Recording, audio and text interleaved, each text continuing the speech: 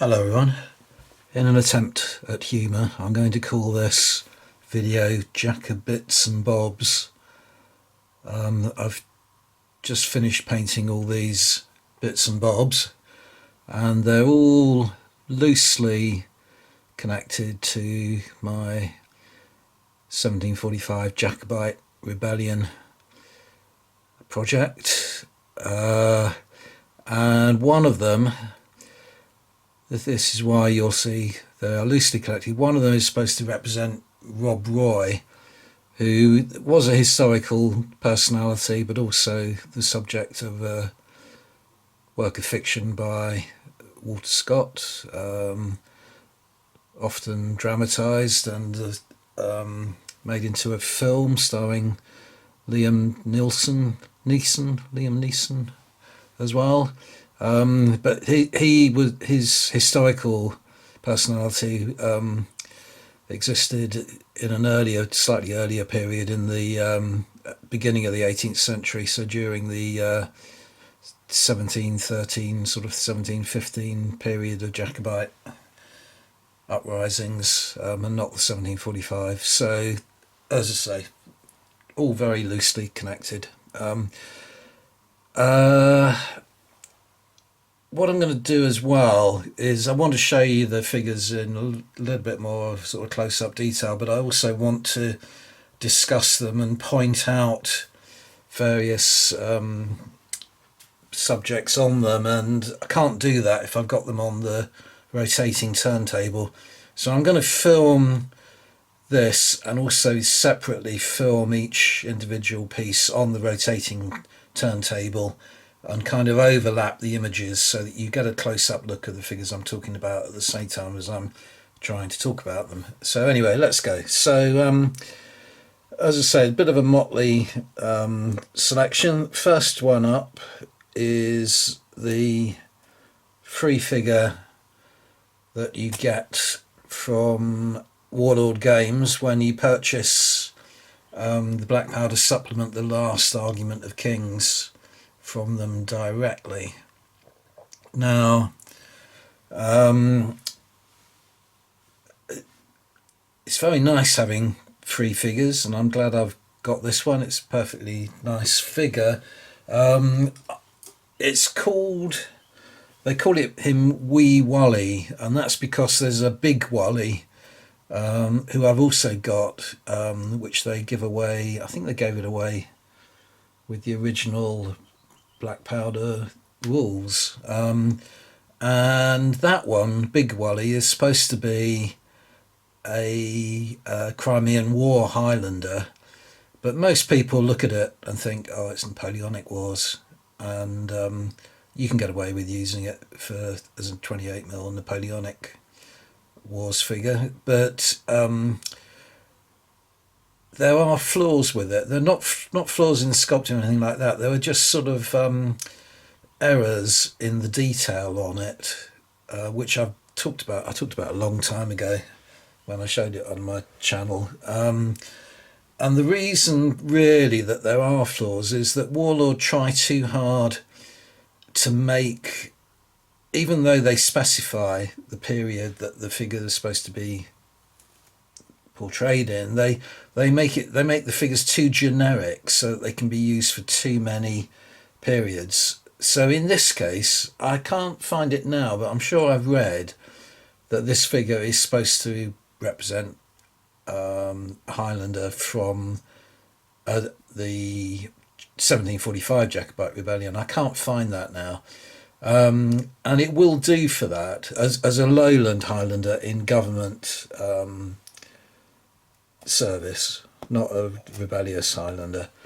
But at the same time, there are elements of it that make it unsuitable for that period. Mainly the cap, which is sort of it's got too high a rise in it, and the way it's been painted on the web, on their website, they actually show a kind of ribbon or a band around the cap there. Now, that style that way of wearing the bonnets didn't come in until after 1745. So in that respect, this period, you could this figure, you could say, represents a period around the time of the 7 Years' War. So it would be quite nice for Wolfe's army in North America or something like that. The other thing that is really strange about it, and I just cannot find any reference to this being the way plaid was worn, but it ends just there. It should be wrapped right over the shoulder and down here and round again, but instead they've got it sort of hanging suspended in the air, with this band across, and I just cannot work out. I can't decide what the intention was there, but that to me just doesn't look right at all. So, as I say, I'm perfectly happy with the figure. I've got absolutely no idea how to incorporate it into my slowly increasing collection of figures for the 1745 Jacobite rebellion. So I'll talk a little bit more about the future of this figure later. Now, all the other figures,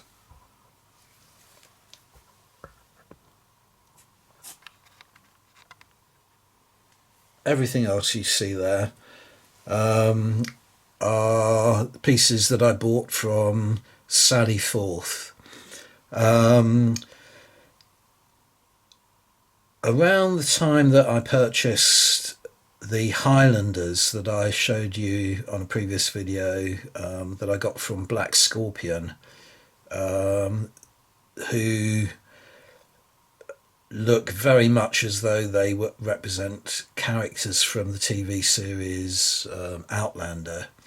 Around that time, I noticed these on Sally Forth's website, or I noticed these ones here on Sally Forth's website, and thought I'd get a few of them because they might match in with those Black Scorpion Highlanders, which I really like. But once again, they're dressed, and their dress is more suitable for an earlier period, even though the TV series is set during the 1740s in the Highlands. So that's more directed at the period that I'm interested in wargaming. But anyway, so I put in an order for some of these figures, and there was a long delay in receiving them. I wasn't in a rush for them, so it wasn't a big problem. But after a few months had gone by, I thought I'd get in touch and find out where the order had got to. And they were very apologetic and said they had no idea why they'd missed my order. They had acknowledged it, but they had no idea why they hadn't posted it out, because they had all the figures in stock. So by way of an apology, they sent me a couple of freebie figures in this lot as well that I'll talk about in a minute. And I've absolutely no qualms. I'm very grateful for those free figures. I wasn't in a rush. They were very polite and apologetic, and I was very pleased to receive a couple of extra figures free. My problem really with these figures, well, there are several. One of them is that they are all baseless, completely baseless, which I know a lot of people do like. Personally, I don't get on with that at all. When you attach them to a base, the attachment to me always seems very fragile and vulnerable, and I'm very kind of wary about how I handle them, even how I handled them when I was painting them. They didn't seem to attach to the bases very well, and part of the reason for that is that they're cast in such a way that surface area, say at the bottom of the feet, is very small. So you've got a very tiny area that you can put glue on or whatever. They're not suitable for driving pins into or anything like that. So whereas a lot of people even deliberately cut their figures away from putting bases and so on, that's not for me. I don't like it. I would much rather have figures supplied with bases. Okay, so what did I purchase from them? And what did I get free?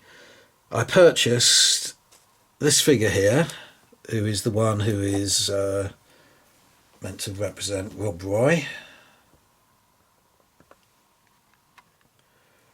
So I thought he would do, just as a generic Highland figure, and he's okay. But I don't think it's particularly nice figure. With the other ones firing muskets as well, they've represented the plaid or the tartan, whatever you want to call it, with almost flat, hardly any creases or folds in it. It makes the figure look very stiff. There's no kind of flow in the garments or anything like that. So I didn't really enjoy, painting it up or anything. It's just a bit of a chore to do. It's there now. It's in my collection. It doesn't look anything like the Liam Neeson figure in the film Rob Roy, and yet I suspect it is supposed to represent him, because there are lots of other figures in that range that do look like characters from the film. More on that in a minute. So that's that one. Then I also purchased one of these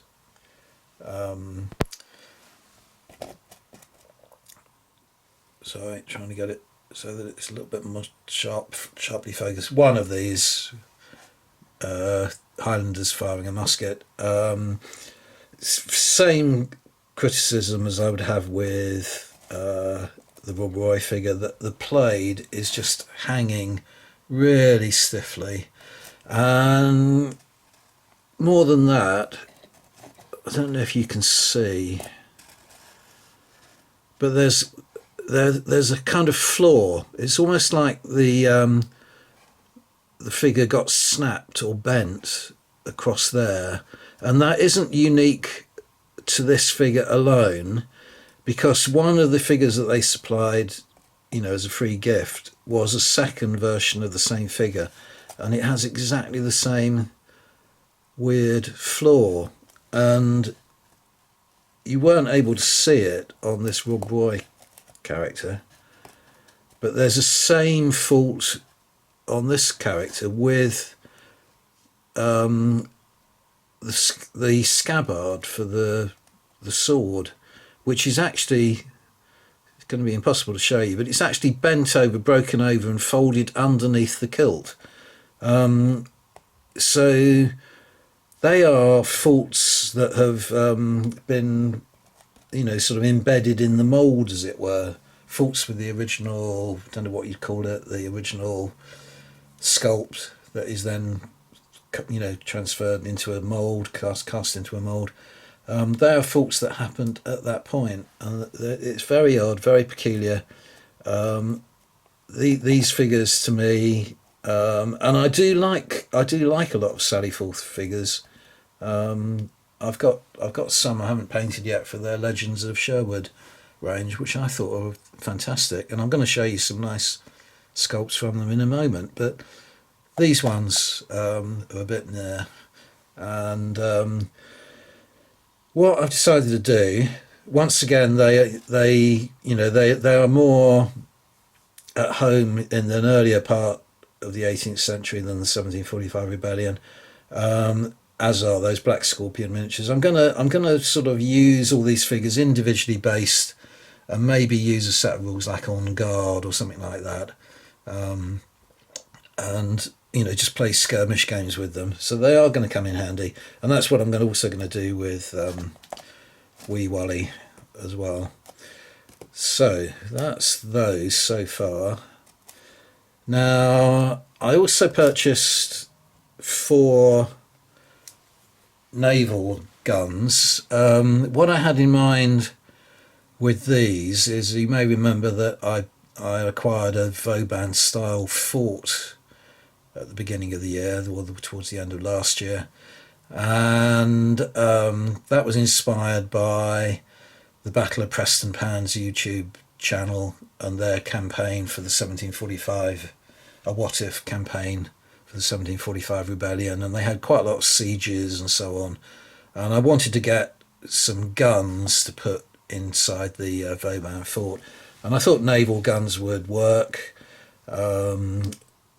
So I got these. Again, they're all right, but they're a little bit, if you look at them side on like that, they're very kind of flat, strange sculpts, so nothing special about them. They will serve the purpose. So I got 4 of those. Because I got those and they were from their swashbuckling range rather than from their Rob Roy Kickstarter project, they also sent me as a freebie this figure here. Okay, let's just try and get the focus on him a little bit clearer, crisper. They also sent me this figure here, which I really like, but is a pirate. I forget, he's got a character name, a fictitious name, I think. I don't think a historical pirate. And so I painted him up. He is the most loosely linked or loosely themed figure to the Jacobites. But I got him because I got those naval guns, and they must have thought that I had some kind of pirate scheme going on or something like that. So they sent me him as a freebie. Really like him. Ironically, he is the first pirate, although I've got lots of unpainted pirates, he's the first pirate that I've actually painted. So glad to have him. Very nice figure. You should be looking at him on a rotating turntable as I speak now, rather than this one. And not much else to say about him. Next up, I got the Highland cattle figure that they do, because I'm slowly kind of accumulating Highland cattle. They're going to come in, useful in games, possibly just as table decoration, but also as objective markers, sort of rustling cattle, that kind of thing. So I think I've got sort of 3 or 4 models now representing Highland cattle, and it's worth getting different ranges and different posed cattle so that they don't look regimented or anything like that. Not really very impressed by this particular model at all, though. The same thing, it's not cast onto a base or anything like that. Its feet are loose. It's metal, and if you look at it here, this is a real case in point about how it's very difficult to get it to attach to any sort of base, because the front left leg is really bent inwards. It almost looks as though it's about to stumble over, and it's a metal and it's really resistant to bending, and I was worried if I did put a lot of stress on it that would snap off, so I left it. It's not too obvious when you look at it from that angle, say, but again, I really wish they hadn't gone down the route of casting everything without putting bases, so that you have the flexibility of putting it onto a base of your liking, because I find it it doesn't work for me. So anyway, that's the Highland cow. And then finally, save this till the end, and this is far and away my favourite figure from this lot. I really love this figure. Although again, you can see how he's balanced forwards. It's really only his toes that are connecting to the base. So very, very precariously attached to the base. But the figure itself, I love. This is again from the Rob Roy Kickstarter that they are now selling to the public as well. And those of you who have seen the film version of the Rob Roy story starring Liam Neeson, you will immediately recognise the villain of the film, who is a fictitious character called Archibald Cunningham, who was played by Timothy Roth in the film. I'll try and put up a little snapshot from the film to show you how closely this figure resembles that character. And I really like the figure, but I got it because I really like Timothy Roth's portrayal of Archibald Cunningham in that film. Timothy Roth is a superb actor, and I think Archibald Cunningham is one of his best cinema roles. He's such a kind of evil, nasty, bitter, twisted character, but with this veneer of civility and manners and affectations, and the way he dresses and so on, his sort of fashionable attire, and yet he is an absolutely evilly motivated personality and a deadly swordsman. So a perfect figure for the on guard rules, really, which is what I'm going to use him for. So anyway, that's that. That's all my latest figures that I got painted to show you. Hopefully you've been seeing them going around on the turntable as well. Give you a better idea of what they look like close up. That's all I have to say. Thank you very much for watching, and see you on the next video. Bye for now.